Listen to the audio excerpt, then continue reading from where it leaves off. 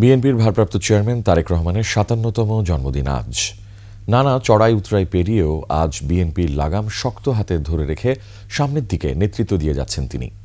দেশের স্বার্থে কারাভোগের পরও প্রবাসী থেকে দিনের পর দিন কাজ করে যাচ্ছেন অকুতোভয় এই নেতা। ওমর ফাহিমের রিপোর্ট। আমরা বঙ্গভবনের দর্জিকে জিজ্ঞেস করেছিলাম, বলেছে যে ওখান থেকে এসে অনেক কাপড় চোপড় ছোট করে তোমাদের জন্য বানাতো। আমার এই শার্টটাই আব্বুর ছিল আগে, এটাই ওরা বানিয়ে দিয়েছে। তোমার মনে আছে কোকো এরকম কোন? আমার দুটো প্যান্ট ছোট করে বানিয়ে দিয়েছিল। তোমার আব্বার প্যান্ট ছোট করে বানিয়ে দিয়েছে। শহীদ রাষ্ট্রপতি জিয়াউর রহমানের মৃত্যুর পর বাংলাদেশ টেলিভিশনে এক সাক্ষাৎকারে এমনই সাদাসিধে জীবনের কথা বলেছিলেন তারেক রহমান। ১৯৬৭ সালের ২০ নভেম্বর জন্ম। বাবা মা দেশের সর্বোচ্চ পদে থাকা সত্ত্বেও তারেকের শৈশব কেটেছে ৮-১০টা সাধারণ ছেলের মতোই।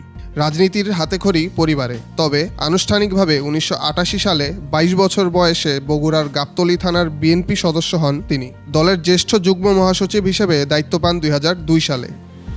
খালেদা জিয়ার কারাবাসের সময় থেকেই দলকে নেতৃত্ব দিয়েছেন তারেক রহমান। ক্ষমতাচ্যুত প্রধানমন্ত্রী শেখ হাসিনার ১৬ বছরের শাসনামলে শত বাধা বিপত্তির পরও দলের কাণ্ডারি হিসেবে অটল ছিলেন এই নেতা। ১/১১ সরকারের সময়ে কারাগারে যেতেও পিছুপা হননি তিনি। নানা নির্যাতনের শিকার হয়ে ৫৩০ দিন কারাবন্দী থেকে ২০০৮ সালে চিকিৎসার জন্য লন্ডনে যান তারেক রহমান। যুক্তরাজ্য থেকেই দলের দায়িত্ব কাঁধে নেন।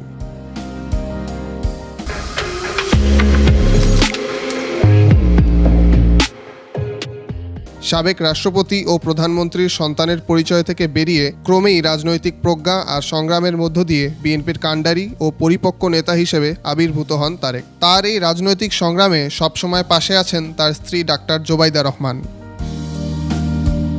দেশের বর্তমান পরিস্থিতিতে তারেক রহমান তার জন্মদিনে কোনো প্রকার উৎসব আয়োজন না করার নির্দেশনা দিয়েছেন। দলীয়ভাবেও কঠোর বার্তাসহ সেই নির্দেশনা পৌঁছে দেওয়া হয়েছে নেতাকর্মীদের।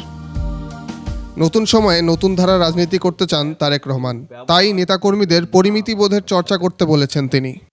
আমার নামের সাথে আজকের পর থেকে কেউ দেশনায়ক রাষ্ট্রনায়ক কথাটি ব্যবহার করবেন না। একজন সহকর্মী হিসাবে আপনাদের কাছে এটি আমার একান্ত অনুরোধ, আপনাদের নেতা হিসাবে এটি আমার আপনাদের প্রতি নির্দেশ।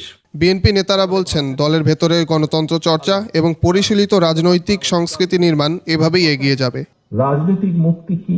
ওমর ফাহিম, ২১শে টেলিভিশন, ঢাকা।